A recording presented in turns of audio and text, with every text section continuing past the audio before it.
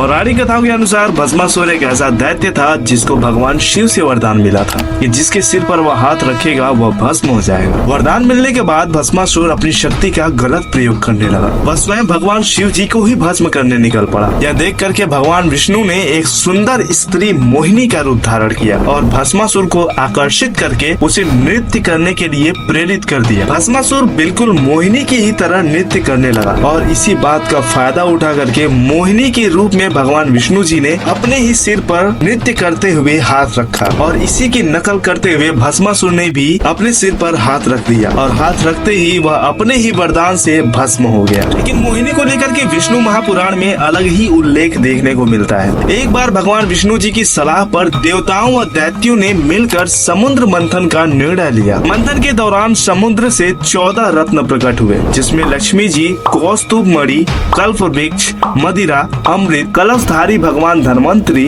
अप्सरा, उच्चैश्रवा नाम का घोड़ा, विष्णु जी का धनुष, 5 जन्य शंख, विष, कामधेनु, चंद्रमा व ऐरावत हाथी शामिल थे। मंथन के दौरान जैसे ही भगवान धन्वंतरी अमृत कलश लेकर प्रकट हुए वैसे ही देवताओं और दैत्यों में उसे प्राप्त करने की होड़ मच गई। अमर होने की चाह में देवता व दैत्यों के बीच अमृत कलश को लेकर के युद्ध की स्थिति बन गई। अब दैत्यों और देवताओं के बीच युद्ध होता देख भगवान विष्णु जी चिंतित हो गए। वह जानते थे कि अगर अमृत कलश दैत्यों को प्राप्त हुआ तो वे अमर होकर के धरती पर हाहाकार मचा डालेंगे। इसलिए भगवान विष्णु ने मोहिनी का रूप धारण किया और समुद्र मंथन से प्रकट हुए, जिसे देखते ही दैत्य उन पर मोहित हो गए। बड़े बड़े नयन, कोमल अंग, रत्न जड़ित स्वर्ण मंडित आभूषण, विलक्षण परिधान धारण किए मोहिनी स्वरूप ने सारे दैत्यों का मन मोह लिया। जिसके बाद दैत्यों ने मोहिनी के हाथों से अमृत पान की इच्छा जाहिर कर दी। विष्णु अवतार मोहिनी ने दैत्यों की बात मान ली। मोहिनी ने सबसे पहले देवों को अमृत पान कराना शुरू किया। इस बीच एक चतुर दैत्य मोहिनी का सत्य जान गया। वह चुपचाप देवों का रूप धारण करके देवताओं की पंक्ति में जाकर बैठ गया। अमृत पान कराते समय मोहिनी अवतार दैत्य को पहचान गया और अपने ही सुदर्शन चक्र से उसका शीश धड़ से अलग कर दिया। लेकिन तब तक अमृत की कुछ बूंदे दैत्य के गले के नीचे उतर चुकी थी, जिससे वह अमर हो गया और वही राहु के नाम से उसका सिर